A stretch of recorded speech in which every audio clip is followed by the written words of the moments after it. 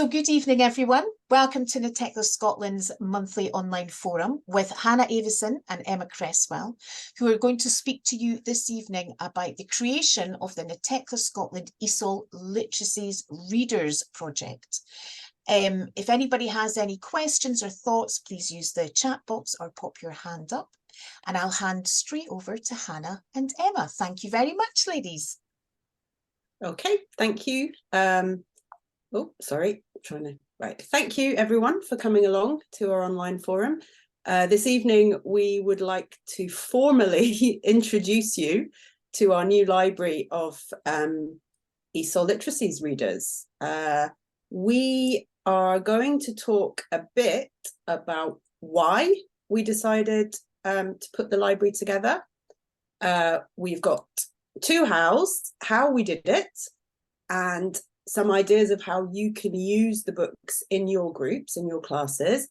And then we want to talk about what is next for the project. Okay, so why? I always seem to start my sessions with a question. And since this is now traditional, I'm just going to stick with it. And I'm going to ask you if you have used readers before. You can put your hand up, your virtual hand up, if you've used any kind of readers in an ESOL group before.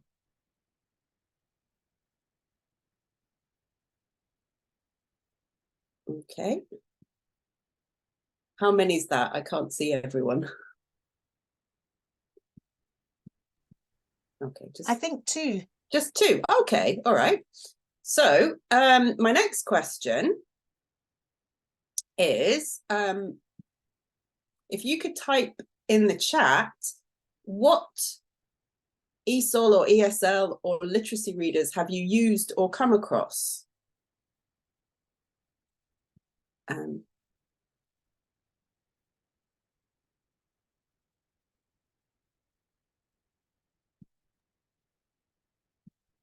Nothing in the chat yet. Nothing in the chat yet? I see people typing furiously. Okay. So we'll wait for some to come through. Never use readers at LITS level. Okay. Okay. So what readers have you, if you haven't used them at LITS level, what readers have you used at any level? Okay. Oh. Literacy for Action, Active Citizenship. Simple text from ABC. Okay. Okay. Learning Unlimited. Okay, so we've got ABC English, Bow Valley College, Literacy for Active Citizenship, children's readers used with children. Okay, Penguin readers, Cambridge readers with ESOL and EFL classes at higher levels. Okay. Yeah, so I've used a few. Oh, bought some. Okay. Halima's first ESOL class. I have that one too, Kasia. I thought that, be careful what you say. I thought that was an instruction to me, but no, it's a reader. Okay, so I've come across quite a lot, and this is not an exhaustive list, but there are, so the free ones that I'm aware of, Bow Valley College from Canada, The Best of the Reader, which is also from Canada, Minnesota, Literacy Center of Expertise, also from Canada. They have a range of phonics stories. Minnesota Literacy Story Banks, that's the US. Pathway to Literacy theme-based stories, also the US. One that I came across recently was an Australian one called Carring Bush Reading Series. And the ESOL and New Scott Stories on Link by North Ayrshire Council. So those are the free ones that I'm aware of. There are lots of paid ones as well. There's Gatehouse Books, ESOL Readers, the Literacy for Active Citizenship ones from Learning Unlimited, Our Lives I came across, and I'm sure there are others, but those are just the ones that I'm aware of. So what other pros and cons of some of those if you've used them? Yes, I can share the list with you. That's no problem. Oh, that's my next. So my next question, some pros and cons of the readers that are already available, whether you've used them or if you're aware of them.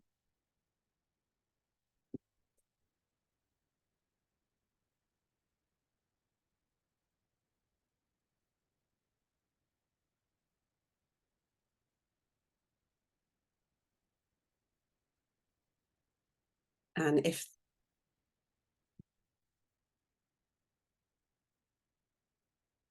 yeah, okay, yes. American English, context and spelling. Okay, yes. So free stuff, some of it's difficult to get the free stuff, some of it's out of date. Okay. Oh, right, yeah. Helen has her hand up, Hannah. Oh, Helen. okay. Do you want to? Is there some? Did you want to say something? No, it's an accident. Okay, no problem. Okay, so yeah,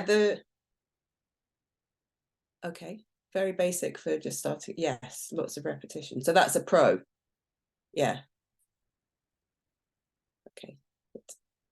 So I'm going to go on to my next slide.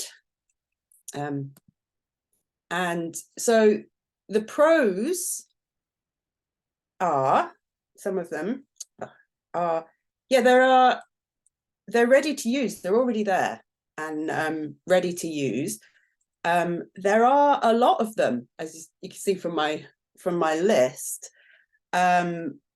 which I guess could be a pro and a con, because there's so many, on all sorts of topics with different language focuses. The cons, though, are some of them you have to pay for, and that might not always be possible depending on where you teach. Some of them are a bit dated. Some of them are too difficult. They might be for higher level learners, or they might be designed for native speaker adult literacy learners, so the language is too difficult for ESOL Literacies learners. Spelling and vocabulary. So some of them, a lot of them, are written for a North American audience. So the spelling and the vocabulary are different, and the cultural context is different. The pictures of just silly things like pictures of buses and supermarkets look different. It's not the same. They talk about paying for things in dollars, and so those things don't always work when you're in the UK. And is there another one? No, there isn't. So given that there are a lot of readers out there, why did we think that this library was worth doing?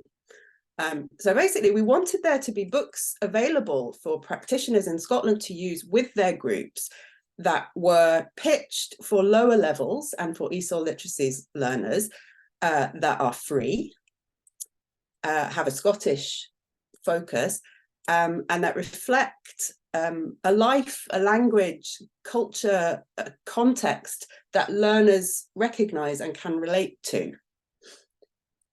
So at this point, I want to just quickly show you the library. I'm just going to have a wee look. We have, can you all see that? Yeah, at the moment we have 22 books, 11 each at 2 levels. They are roughly equivalent to the SQA ESOL Literacies 1 and 2 levels, but this is kind of really just a guide. You should use whatever works for the group that you have and for the learners that you have in your group. So most of these were created especially for the project with like half an eye on the themes and topics that were covered in some of the North American ones, so that so that we were doing things that would be useful. Some of these I had already created and used with some of my groups. For example, a new jumper, this one, I wrote for one of my groups during lockdown, one of my online groups, we were looking at long oo sounds in the group, and I couldn't find anything that had them in it. So I wrote something that has lots of different long oo sounds in it. I'm going to go back to the library if I can find it. Yep. And then Hannah's Garden as well. I wrote that one for the same group, actually, because some of them were talking about the things that they like to grow in their garden. So it just seemed like a nice thing to do. And a couple of the books are actually the result of language experience focused lessons. So they were written by my groups and I put them into a book. Where is it? Yeah, Our School. That was a language experience lesson that one of my groups wrote, and I thought it would be a nice one to have for other people to use. So that's a quick look at the library and at how we did them sort of intellectually. And we were all created using Book Creator. And I'm going to pass over to Emma now, who's going to tell you a little bit more about that. Oh, thank you, Hannah. Hopefully I can now control Hannah's screen as well. But yeah, so we're going to have a quick look at Book Creator. Is it working? Yep. Yeah, there we go. So just a caveat. Oh, I'm jumping ahead. There was actually, I think last year or earlier this year, there was a video put onto the NATECLA Scotland YouTube channel, this one here, which is actually kind of goes into more detail about how to make books on Book Creator.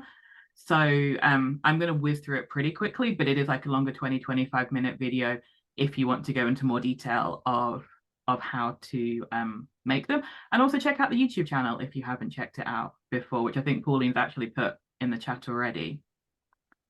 But so Book Creator, it is free, as Hannah said. You can create an account. So you as a teacher can create an account, or your students can create a student account. And then once you've created your account, you can start making your book straight away. And the first thing, well, you need is a link, which is this one. So just app.bookcreator.com. But if you Google Book Creator, it will also come up. And then once you go to make your book, you will have this little thing up in the top right-hand corner of your screen. Just click on New Book. It's as simple as that. And then once you've clicked on New Book, you can choose what you want your book to look like.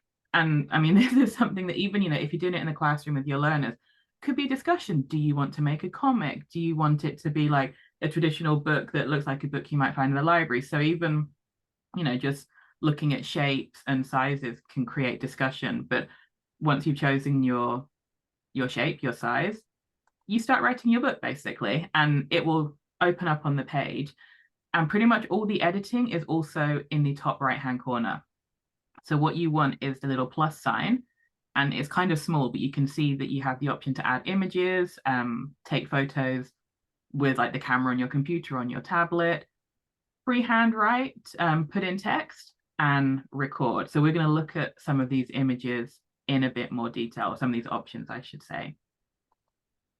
So when you choose text, first it will open up the editing box where you can type your text, and then you can format it. So what size do you want the text to be? Do you want it left aligned, right aligned, bold, italics, all the usual kind of like personalization that you can do in any word processing document, you can do in Book Creator, and you can kind of see it appearing on the screen in front of you as you're playing around with it.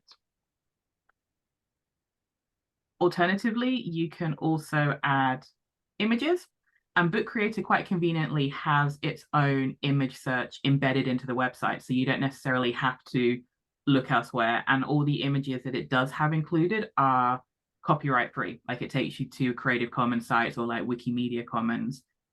You can also upload from your computer, so if you're doing it with learners, if your learner's creating their own book, they can use their own photos in the book, or they can send you them if you have a WhatsApp group with them, or if they have your email address, they can send it to you and you can upload them yourself. If you can't find images within Book Creator, obviously you can look for them anywhere, but if you wanted some other copyright-free websites, you've got places like Pixabay and Unsplash. I mean, because I know when I was making the Aberdeen book, there's a few photos of Aberdeen, but they also have Aberdeen in Hong Kong, which doesn't quite fit, you know, with what you're looking for Aberdeen, Scotland. So just be careful when you're searching, because it is quite limited in terms of the images that it has within the website. But, you know, Pixabay, Unsplash, there's lots of other websites you can use to find copyright-free images. And then the image just basically appears on the page, and you can make it bigger, smaller, however you like, move it around, you know, play with the placement. You can also, as you may have seen when Hannah was showing you the books, add sound. So all of the books we've made, you can read them and listen to them. So if you're making something for your learners, you could record your voice. So you could be like the model of the audio. Your learners could read it. You know, it could be them reading out their own book and hearing their own voice. And you can do that within the website as well. So you just, again, go to the little plus icon, click on record, and then again, top right-hand corner, you've got the start recording button. And what it will do is give you a 3, 2, 1 countdown, which will appear on the top of the screen. And then it starts recording, and you're just talking to your computer or talking to your tablet until you've read the sentence on the page or said the words that you want to say. And then it gives you the option to hear back what you've said, which none of us like hearing the sound of our own voice. So you do have that cringe factor where it's like, that's not what I sound like. But you can listen to it and either, like it says here, delete it and do it again and again until you get it right, or just go with the first recording and hope that you don't sound like a robot. And again, it will automatically embed into the book, and you can kind of move it around so you can have it under the picture, under the writing, wherever you want to have it, really. And that's kind of a very whistle-stop like tour of how to make the book. But then once you've made the book, you need to share it with your learners or with whoever, you know, your learners maybe want to share it with their family, with their friends. And to do that, again, go to the top right-hand corner, and you've got this little play icon, or like the triangle icon. And that basically allows you to read the book. And so it changes the background from a light blue to a dark blue. And if you recorded it, you can have the book like play the audio, or you can click here on the 4 squares and it will kind of show you all the pages, or you just click here on the triangle and go through the pages page by page. Alternatively, if you do want to share it with your learners, if you click on the little 3 dots for the menu, you've got these options. So full screen, maybe, for example, I went into one of my teachers' classrooms on, what day was it? Yesterday, actually. And she was reading one of our readers with her learners, and she just had it on her like work computer, full screen, and they were reading along. So you can have it to take up the whole screen. You can publish it. That's what we did. We published it online, but you can also download it or print it. So maybe you don't have internet access where you're teaching. Maybe, you know, your learners don't have internet access at home and you want them to have a copy, so you can print it out for them, or actually have it as an ebook they can have on their phone. All of that is in the 3 dots. You've also got the settings, which I haven't got a screenshot of the settings, but that just, you know, allows you, do you want to go from page left to page right, and kind of more functional settings, but you don't really have to do too much with that unless you want to change anything in particular. But yeah. So that was a very quick run through. Like I say, there is a longer video with Joe kind of talking you through it and actually making a book as you go along. But this is basically to show you that it can be done very quickly and very simply in class with your learners. It's not anything to be like, it's too techy, because as one of my colleagues said, she goes, if I can do it, anyone can do it. So yeah, it is very user friendly. And I won't go to the next page because that is Hannah's next page. Okay. Thank you, Emma. So now we're going to come to the second of my hows. I'm going to give you 1 or 2 ideas of things that you can do with the readers in class. And then, as Pauline said, it's going to be interactive. We're going to put you into breakout rooms and see if there are any more ideas that you can think of to do with the readers. So let's have a look at my my first ideas. And I really hope the animation has worked. I don't think it has. No, it hasn't. Okay, never mind. So before reading, this is about finding out what they know already about the topic. Is there any vocabulary that you need to pre-teach? It's about getting them interested in the story or in the topic of the story. So first of all, you can just look at the pictures and talk about what you can see. Before you start reading, just look at the pictures. While you're reading, and this may be the bit that you spend the least time on, the actual reading of the book. I'm going to read it several times in different kind of formations. So you can read the book while the learners follow along, or they can read it and listen to the recorded audio. And you can maybe be checking comprehension while you're reading at various stages, which leads me to the after reading or follow-up activities, some of which will be to do with comprehension. Have they understood what they've been reading? Some of it will be to do with the mechanics of reading and writing, and some of it will be to do with the language and the themes and the topics and kind of sparking conversation. So my two initial ideas are comprehension activities, either questions or true or false sentences. I use that quite a lot and just get people to say yes or no, or hold up a mini whiteboard with a Y or an N on it, to check that they've understood what they're reading. You can do reordering or unjumbling, and this could be, you could have the pictures from the story, get the learners to put the pictures in order, or they could be sentences from the story, put the whole sentences in order, or you could take a sentence and chop it up and get them to put that in order. There's all sorts of unjumbling and reordering type activities that you can do. Now, those are just a few ideas. I do have more, but I want to see if you guys can think of any things that you could do before reading, while reading, or after reading. So yeah, it's your turn.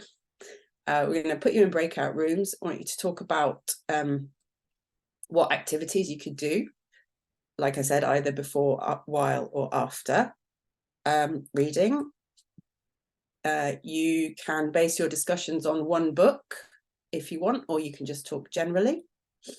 And if you want to look at the library while you're in your breakout rooms, I've got the link here, or a QR code, or maybe Pauline could stick the link in the chat for me. Yeah, I can pop that link into the chat, no problem. That'd be great. So yeah, let's so we're going to tell you whether you're going to be talking about before, while, or after reading, and we'll just pop you into maybe 3 breakout rooms. Is that possible?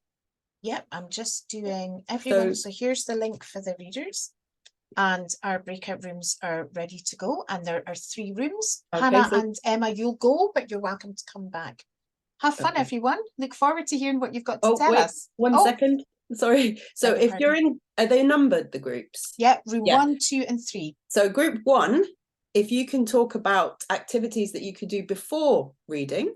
Group 2, talk about while reading activities. And group 3, after reading or follow-up activities. Okay. Here we go.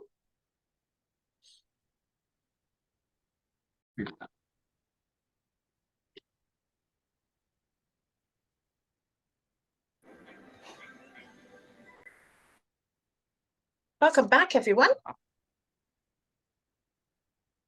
Perfect. We'll just wait for the last few people to come back. Hannah, do you want to pop your screen on again? And then I will take control.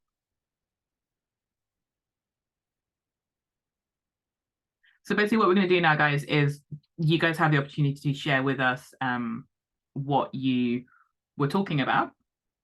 I'll just wait. see if I can get control. Perfect. So Hannah, do you want to pop your PowerPoint up just so I don't completely go into the back end of your computer?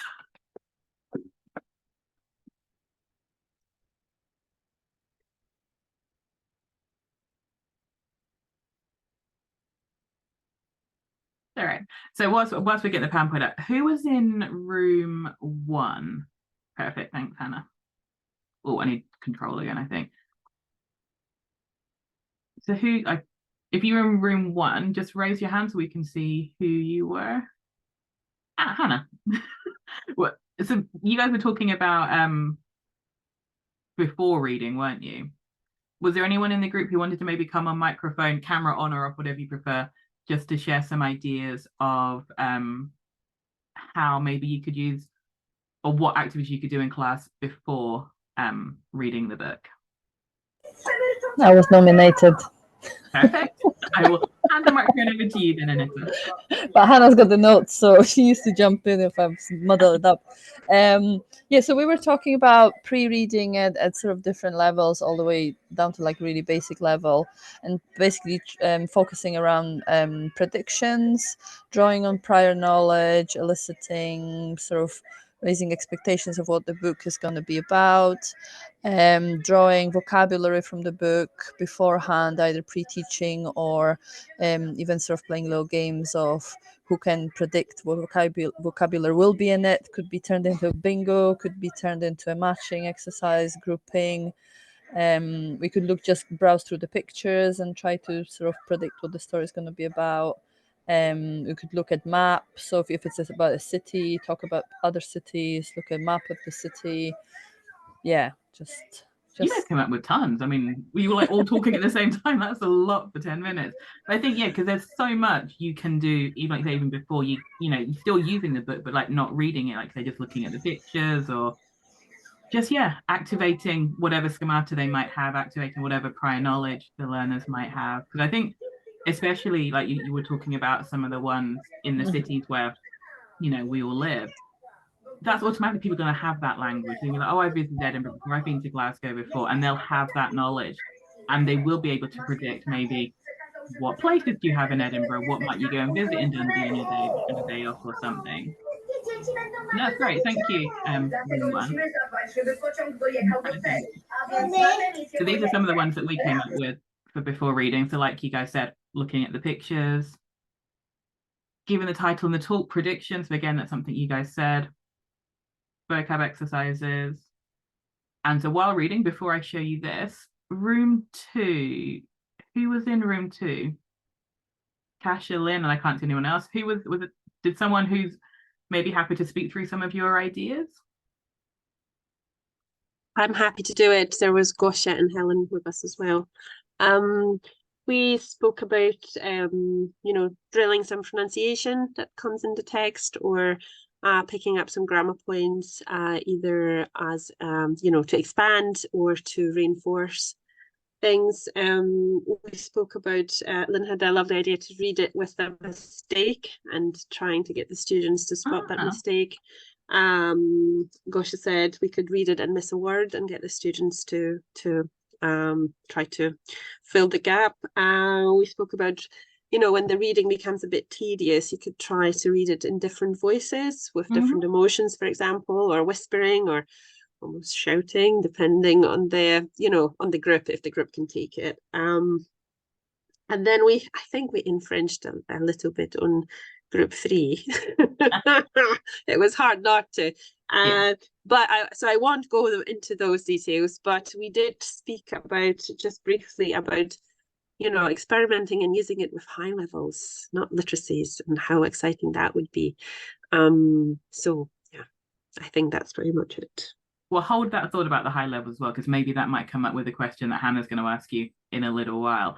But yeah, I think you're right that there can be crossover between like while reading and post reading, because you might want to, break up the reading and do it over a series of lessons, so it becomes while and post at the same time. But I like the idea of doing the different emotions, different types of voice, because I mean, it's something that you do a lot with younger learners, but I think it does work well with the right adult group, and it's a way maybe to review feelings and emotions, just, what is angry, what is sad, what is excited, and how do we express that? So you've got the pronunciation aspect, you've got the vocab aspect. So yeah, it's like kind of multifaceted, shall we say. But so the ones that we came up with, so yeah, I say read and follow along, read and listen to the recorded audio, choral reading, small pairs, or even read to your partner, then your partner reads back to you. Oh, I've lost my mouse. And that was too quick. Sorry, the cat's on my lap. That's why I'm trying to find the thingy. There we go. The last one that I skipped over too quickly was, yeah, comprehension questions like we spoke about before.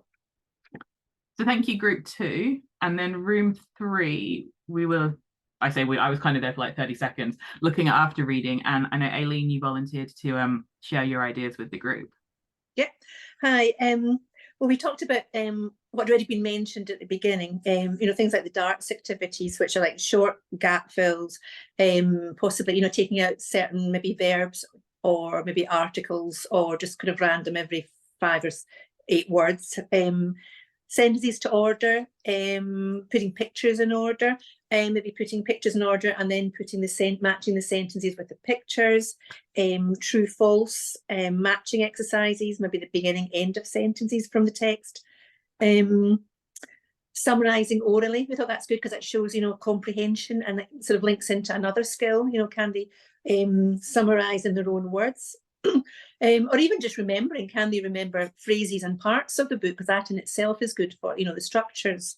Can they do that?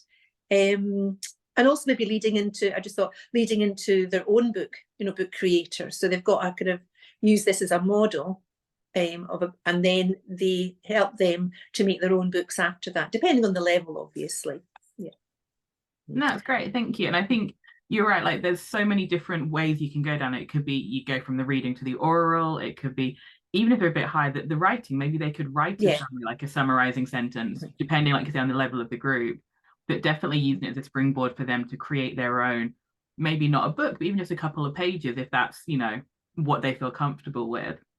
So I think when it comes to after reading, there's also a lot of overlap with the pre-reading as well, because lots of the activities that group 1 were talking about could easily work as like, well, this is what you said, let's go back, were your predictions correct, how could you, what are the changes, what are the differences?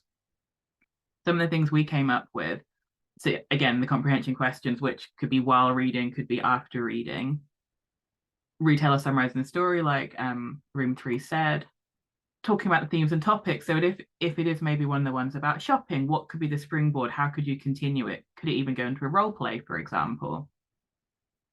Just copying the sentences and the words, have the writing practice, be it word or sentence level. Reordering and jumbling the pictures, as was mentioned.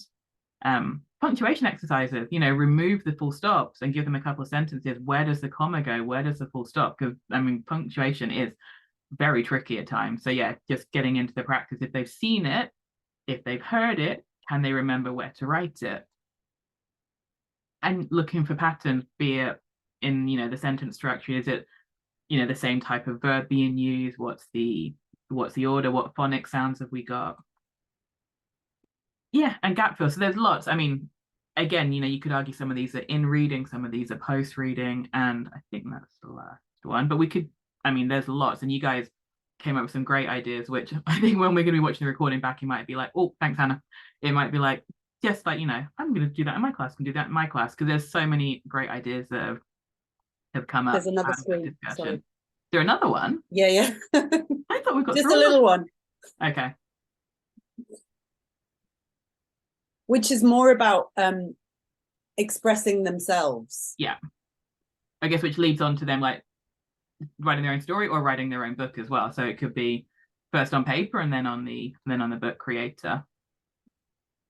And yeah, so as you see, we've taken you right from the beginning of what do you think it's about. Let's have a whole class project and even make a poster on the wall or something, if you're lucky enough to be able to put posters on the wall in your classroom, or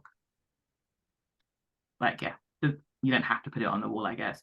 Book reviews. I'm a big fan of book reviews, actually. I think it's a good way of checking their understanding, and also, would you recommend this book? You know, you've got a friend in another class, would you recommend that they read this book? Why? You know, and thinking of what comes into a book review, what natural language do we use when it comes to reviewing things? And then go back and read the story again. Maybe not the same class, maybe a different day, maybe a week later. What can they remember? Let's read it again. What's the pronunciation like? And obviously, we've got, what, 22 books? There's going to be more to come. So there's lots more that they can read. And I think I've finished now, haven't I? Yeah, I totally forgot about that. Sorry. Yeah. That's it. Thanks, Emma. Okay, so my next thing is what's next for the project. So like I said, we've got at the moment we've got 22 books. We'd like to add more.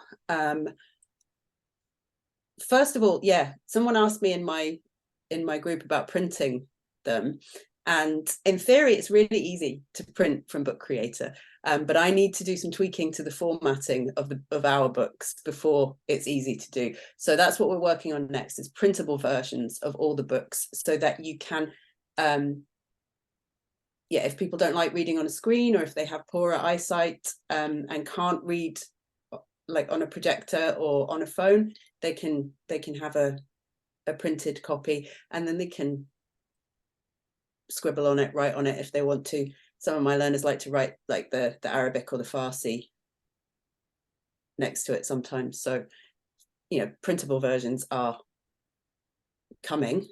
What's next? Yeah, some more readers, like I said.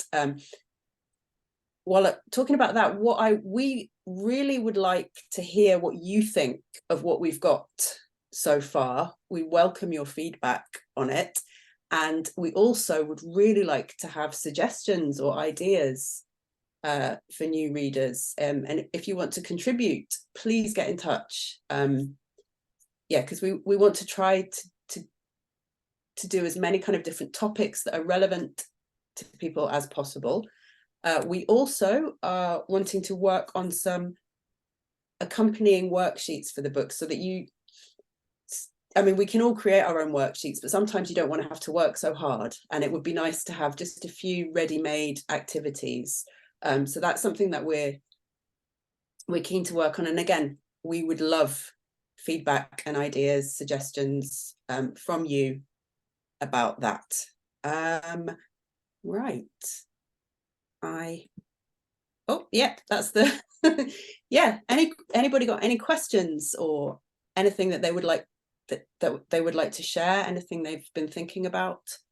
We've got 6 minutes left. You're very welcome to pop your hand up, or just pop your question into the chat box if you'd rather not.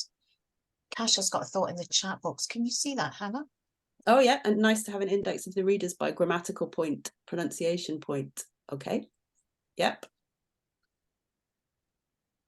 Yes. Yeah. Yes. So that you don't have to like search through it all yourself. Yeah. Mm-hmm. That is a good idea. I think the bigger it gets, the more we need to categorize it, and that would help. Yeah, that's right. Perhaps. Oh, Annetta's saying her team has started using them. She's going to gather feedback soon and pass it on. Thank you. That's good to hear.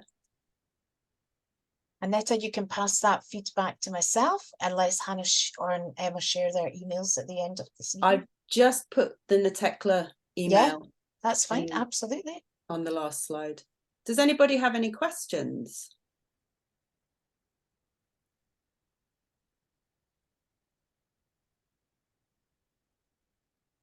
I've actually got a comment that was when I was making some of the slides up earlier, that because you can get notifications when you go into the library. Some of the books have been read in Pakistan and the USA. And I don't know if that's just like through link sharing or people have found it, but it's definitely going to be on Scotland, which I think is pretty cool. Yeah, I've seen Uzbekistan as well. Yeah. That's incredible. Yeah, it is.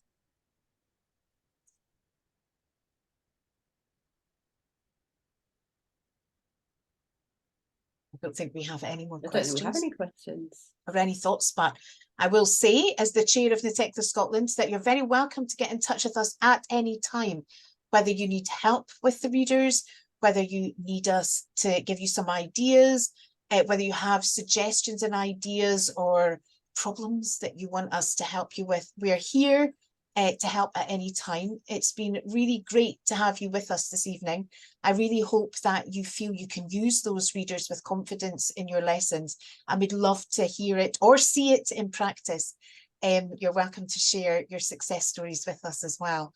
So although it is 4 minutes until 8 o'clock, we can let you go early this evening, everybody. As I say, we have recorded this. It will be on our YouTube channel, and you are welcome to access that at a later date. So we hope you've enjoyed today's session, I beg your pardon, and we hope to see you at an NATECLA Scotland event very soon. Great to see you all. Enjoy the rest of your evening. Take care. Good night. Thank you, everyone. Bye, everyone. Thank you. Bye. Thank you. Bye. Bye-bye.